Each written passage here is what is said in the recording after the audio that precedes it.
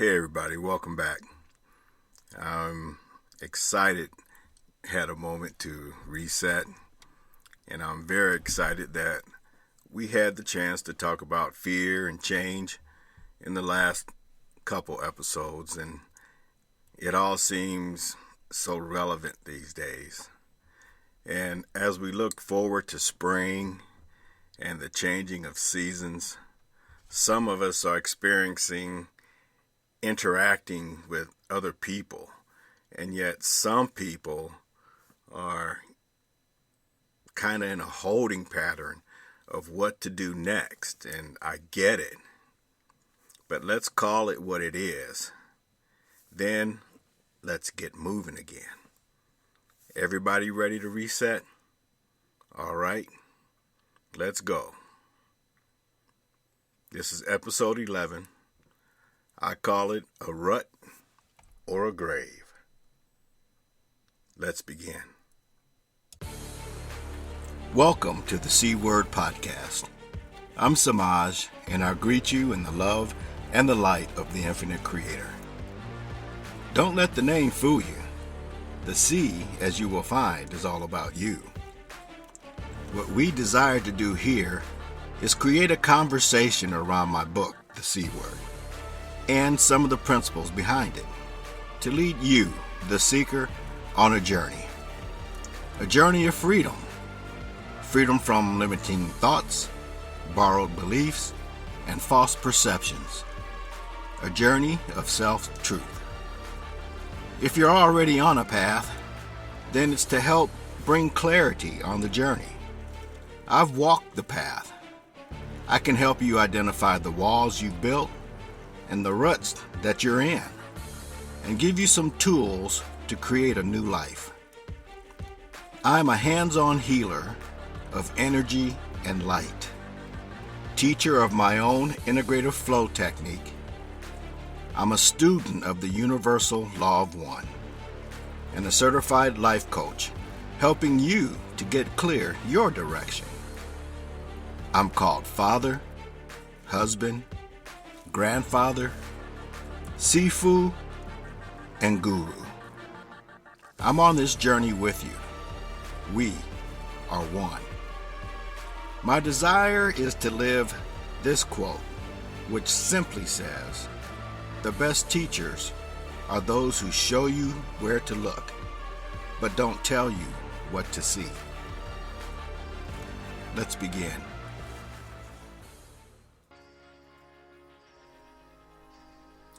Welcome back. This episode starts with a riddle. What's the difference between a rut and a grave? The answer is the depth. Think about that. Are you stuck in a rut or buried alive in a grave? One of my main hopes for this book is to help lead you into the recognition of the unlimited power that you have. The power to make a choice. This is probably a good point to remind you that you are still a human being. You will make mistakes. You will make the wrong choice, pick the wrong person, play the wrong numbers, and do a myriad of stupid stuff in this lifetime. And if you haven't, you're probably suffering alone as the only perfect human being on the planet. The fact is, we're all pretty messed up. At the same time, we all have such potential to be the most beautiful creatures on the place called Earth. Somewhere in our mental makeup, we get the idea that when we make a choice, we have only one chance to do that. We believe that we must live out the consequences of that one choice, even if it kills us. the beauty in choices is that we can keep making them. Let's look at a rut. A rut is a habit or pattern of behavior that has become dull and unproductive, but it's hard to change. If you're stuck in a rut, you literally are stuck in a place where you are making the same choices repeatedly and then getting the same results or consequences repeatedly. Now, we all know that this is called the definition of insanity. Yet, we play the game of starting over from the same place, then doing the exact same thing we did before. And where do you end up? In the exact same old place you started. And we're shocked and surprised about it, right? Even when we get the opportunity to start someplace else, we can often navigate our way right back to the place we just left.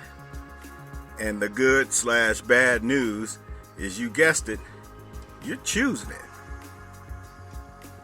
It reminds me when I was a teenager. My first car was a 1964 Dodge Dart. It was 13 years old when I got it, and it had a push-button transmission, and the reverse had gone out of it, and I had a tailpipe, but the black smoke that came out would come out of the middle of the car. And so, as we cruised the streets of Fort Wayne, it looked like a UFO that was coming out of some big black cloud. And my friends called it the Pigpen Mobile. And I loved that car because I actually worked and paid for it myself. Now, what I disliked the most about that car was the fact that it had the skinniest tires on it. I mean, it looked like it had bicycle tires on it. They were so skinny. And in the winter, me and my smokemobile would get jerked around by every groove that was plowed or driven in front of me. And I gotta tell you, it took every ounce of my strength and every bit of my energy to keep the car moving in the direction that I wanted to go, right? So I did great most of the time when I was by myself and paying attention to what I was doing.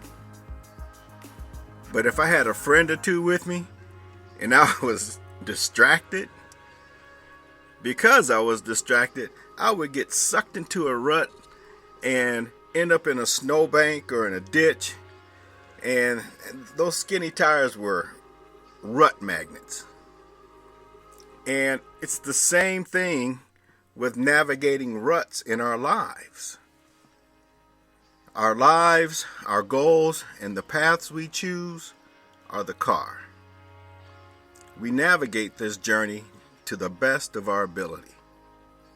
Some of us drive imports, some drive caddies, some of us drive Dodge Darts, but we're all driving on the same road.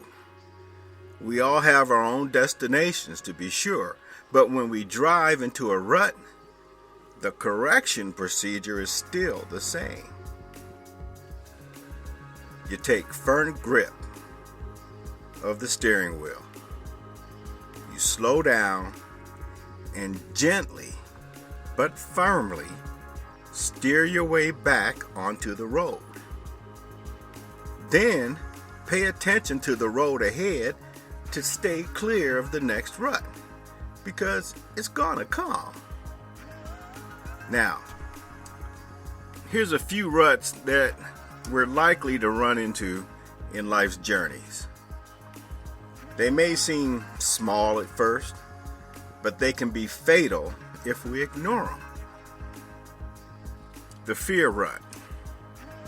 That's when you're too scared to move forward in any direction, mainly because you don't have a set destination. The procrastination rut. That's putting things off instead of finishing things. Some people call it the lazy rut. Then there's the blame rut, when any and everything is somebody else's fault or problem, and trying to remove any responsibility for crashing your own vehicle. Then there's the indecision rut. It's when you can't make a choice because it may lead to the fear rut, fear of choosing, and so you don't choose anything. Right. Then there's the yes rut. And that one is dangerous. Saying yes to everybody else's rut. Believing that you can drive not only your vehicle, but theirs too. That's called being too damn busy. Up in everybody else's rut. There's the I'm not enough rut. A rut that's been dug by someone else that you choose to believe and drive in. Sometimes even when you know it's not true. The negativity rut. The driving and constantly complaining mindset. Nothing can be or go right because you choose to look at the negative side of everything. The controlling rut. That's the one where you're sitting on the passenger side and trying to steer when it's not even your vehicle. The pity rut. Sitting where you are, believing yourself to be the victim, and you can sit in it until you decide to ask for help or die, covered in your own crap. Of course, there's a million other ruts and grooves you can fall into, but the point is to do yourself a favor and pay attention to where you're going.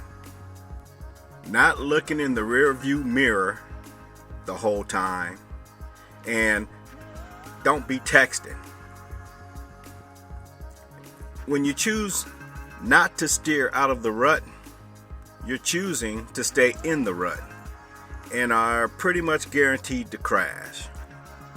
For some, the rut becomes way too comfortable, even if it's not healthy. It's familiar, and it seems easier to just let it take you where it wants to go. It's way too much to focus energy and steer out of situations that start out small and have gotten deeper over time. Those are the times when you seriously need to stop. Don't drive no more. Get out of the car, throw both your hands up, and flag somebody down for help. There are people out there equipped to help pull you out. There's others who can teach you how to navigate out of your rut and train you to become strong enough to keep your wheels straight. Many people have navigated in and out of their own ruts. Most, like me, have had to stop many times and get help. It is possible to steer clear of those ruts, especially those that don't even have to be driven in. In the end, the choice is going to be yours.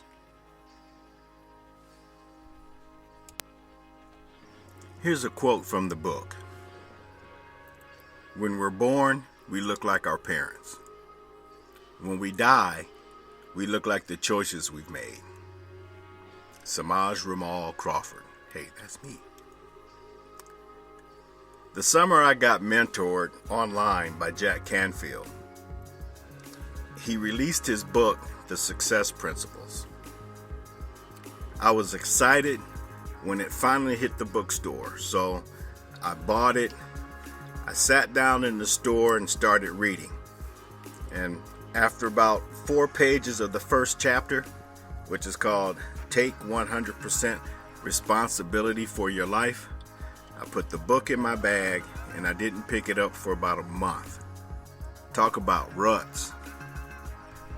I was deep in my own, and it was like Jack Canfield and everybody else knew what was. I know now why he chose this as his first chapter. I know now why the first quote from Jim Rohn rocked me to the core. It said, "You must take responsibility. You cannot change the circumstances, the seasons, or the wind, but you can change yourself."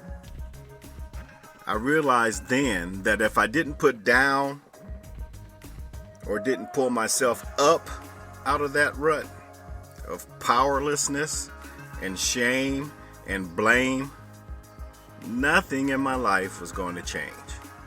Absolutely nothing. I was doing what most people do when they come face to face with the prospect of change and the reality of self-responsibility. I dug deep into my bag of excuses and pulled out the but card. I'd love to be successful, but my life sucked when I was a kid. I'm sure you have your own. But my parents abandoned me. But I'm too old. But I've always done it this way. But it wasn't my fault. About 9 out of 10 buts point at a thought process or experience that made us feel like a victim, and consciously or subconsciously made us believe we don't deserve or can't create something better. It's so much easier to blame someone from our past for our present condition. The truth is, you and only you are responsible for where you are now. Others may have influenced you to do certain things, but you chose to do them. You may have thought at the time it was the best choice and found out moments later that it wasn't. But you are the one who chose it. And choosing to do nothing about your situation is also a choice. This may seem harsh to you. It did to me too, at first. But until you face the reality and the power of responsibility and choice, a change in mindset and direction can't happen. In my practice, I've been amazed at the number of people who feel like they never had a choice in any situation, or feel like they're just living out the life that was handed to them. There's always a different or another choice, period. You don't have to like it or even choose it, but it's always there. And it could have made all the difference in the life you've manifested. Be sure that from whatever you choose, there will be an outcome, a consequence, if you will. Be it good or not, that consequence should gauge your next decision. I love this quote from Anthony Robbins. He says, "I have no limitations. I only have options." True that. It was soon after I finally decided to read chapter 1 again that this golden nugget of life was laid on me. And it was E plus R equals O. I learned this formula from Jack Canfield, who learned it from Dr. Robert Resnick. What this simply means is that every outcome or result that has come to you in any situation or event is directly related to the way you responded to that situation. The not so simple part is the realization that the only way to get a different outcome is to either change the event, most times that's not possible, or to change your response to the event, and that is always possible. Once I started outlining my past outcomes with this formula, it became very clear that the most common denominator in many of my undesirable outcomes was me and my response to those events. It was then that I really started to understand the concept of 100% responsibility. Moreover, I started looking at the reasons I responded the way I did to those situations and started working on me. I think this is a good place to say, hey, check out that equation. The event plus your response equals your outcome. And look at some of the things that have happened in your life. And, when you find out, which you will, that most of the time your outcomes could be totally different than what they were. It doesn't mean that you don't get to change from those events. It means that you get to slow down, grab a hold of the wheel, get out of your rut, and make a different choice. It could totally change your destination and the outcome of where you're headed next. I thank you guys for being patient with me. I love you all. And with that, I'll just say peace, and I leave you in the love and the light of the one infinite Creator. Go forth, therefore, and joyfully respond in the love of the infinite Creator. Namaste.